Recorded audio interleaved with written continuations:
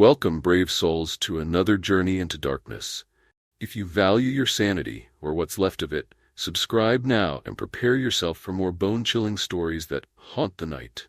Go ahead, hit that like button if you dare, and share this video with others who crave the unsettling touch of fear. Every like, every share, draws us deeper into the unknown. So lock your doors, dim the lights, and let the terror begin. The darkness beneath. Dr. Karen Holt adjusted her scarf as a biting wind swept down from the mountains. The excavation site lay just ahead, a yawning cavern that had drawn national attention after the discovery of strange, glowing symbols etched into the stone. Karen, an archaeologist with a penchant for uncovering lost histories, had been fascinated by the site from the start. But as the weeks wore on, the workers' stories of whispers and unnatural chills began to unsettle even her. The strange occurrences had grown worse. Workers abandoned the dig, murmuring about a presence watching from the shadows. Karen had initially dismissed it as nonsense, but lately she found herself listening more closely to the whispers.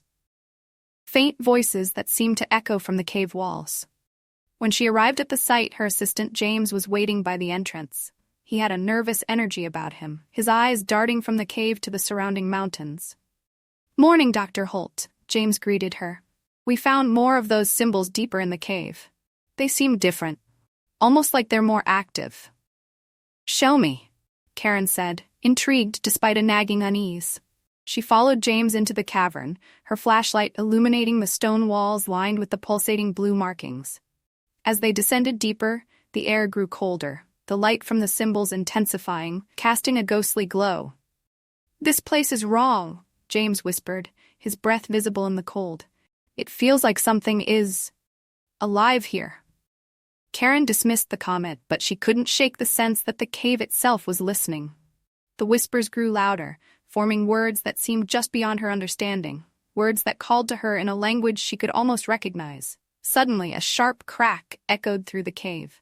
The ground shuddered, and the floor near the altar split open, revealing a deep crevasse.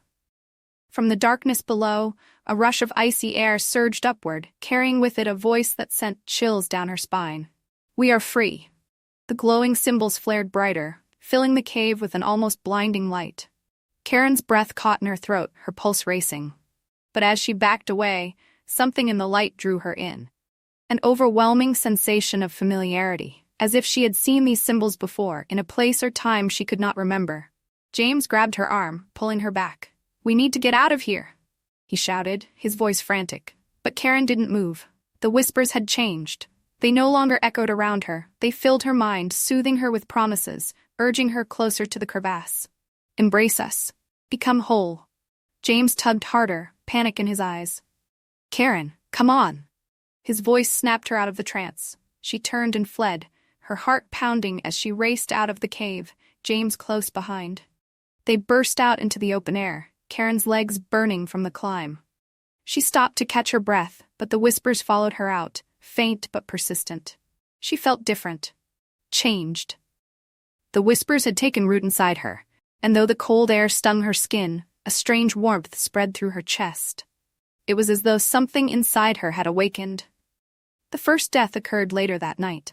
James's body was found at the edge of town, his eyes frozen open in a look of horror. His chest was marked with faint blue symbols, similar to those from the cave. The town descended into chaos as word spread. The whispers grew louder, and people spoke of strange sightings in the dark, figures that vanished as soon as they were noticed, or voices just beyond the edge of hearing. Karen didn't mourn James's death. In fact, she felt nothing at all. It was as if the part of her that should have grieved had been hollowed out, replaced by the pulsing warmth that had grown since she left the cave. And in the stillness of her mind, the whispers were no longer faint. They spoke clearly to her now, guiding her thoughts. "They are weak, expendable." Karen wandered the darkened streets of the town, her footsteps soundless on the empty road. Her pulse quickened as the whispers grew louder, her vision dimming at the edges. She saw them now, glowing blue shapes, faint and shifting, leading her forward like a trail. She followed without hesitation. The trail led her to a small house at the edge of town. She peered inside a window where a young couple huddled together, their expressions filled with fear.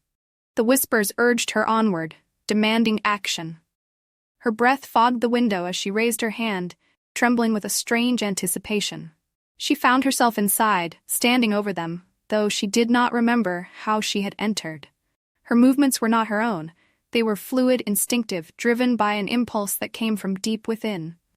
Her hand reached out, and as she touched the young man's chest, blue light spilled from her fingertips. The warmth in her chest flared, and she felt something flow into her. A rush of life, energy, and terror. He collapsed, the light fading from his eyes as his partner screamed. But Karen felt no guilt. She turned to the woman, who stumbled backward, hands raised in a futile attempt to defend herself. Karen moved with inhuman speed, and as her hand found the woman's throat, the whispers sang in her mind, drowning out the screams. "Feed us!" The woman's body fell to the floor, marked by the same faint blue glow. Karen left the house, her steps light, her heart calm. She felt stronger, more alive than she had in years. The whispers continued, but now they felt like her own thoughts, as though she had always known this darkness, had always craved this power.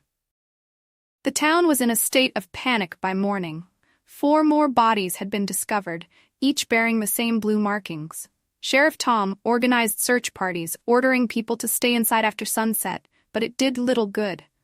The whispers seemed to grow stronger as the sun went down, and the murders continued. Karen watched the chaos unfold with an almost detached curiosity. She no longer felt like herself. She was something more. She could hear the whispers all the time now, not just in the quiet moments. They guided her actions, and she obeyed without hesitation. The killings became a nightly ritual. She would move from house to house, striking swiftly, her hands glowing with the blue light that drained life from her victims. She did not tire.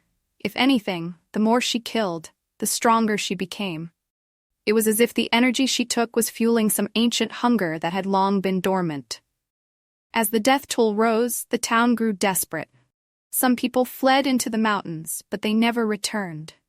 The whispers told Karen that they had been taken, consumed by the darkness she now served. Others tried to form groups for protection, but it made no difference. Karen was unstoppable, moving like a wraith through the streets, guided by the voices that told her where to strike next.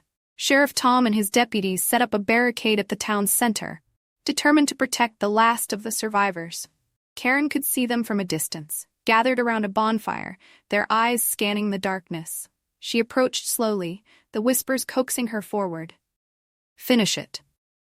She didn't need any more encouragement. She moved through the shadows with silent precision, and the deputies didn't see her until she was already upon them. The first man fell before he could raise his rifle. Blue light flaring as Karen's touch drained him of life. The others tried to fight, but she was too quick, her movements almost otherworldly. Sheriff Tom's eyes widened as she approached. He fired his gun, but the bullet seemed to pass right through her, or maybe she was never where he thought she was. She reached him in an instant, grabbing him by the collar and pulling him close. "Why?" he rasped, his voice choked with terror. Karen tilted her head, the glow from her hands casting blue shadows across his face. "Because it's who I am," she said, and for the first time she knew it was true. She released the energy, and Sheriff Tom's body crumpled to the ground, lifeless. Karen stepped over him, her eyes scanning the desolate streets. There were no screams now, no sounds but the whispers that filled her mind. The town was silent, its last defenders lying dead at her feet. The warmth in her chest pulsed one final time before fading away, leaving a cold emptiness in its place. The glow of the symbols on her skin dimmed, but she did not feel weakened. She had done what the whispers had demanded, and in doing so, she had become something else, something ancient and powerful. As she walked back toward the mountain, the wind carried the faintest hint of a whisper, a sound like laughter. The cavern awaited, and she knew that it was where she belonged. She was no longer merely Dr. Karen Holt. She was the keeper of the light, the vessel through which it would spread.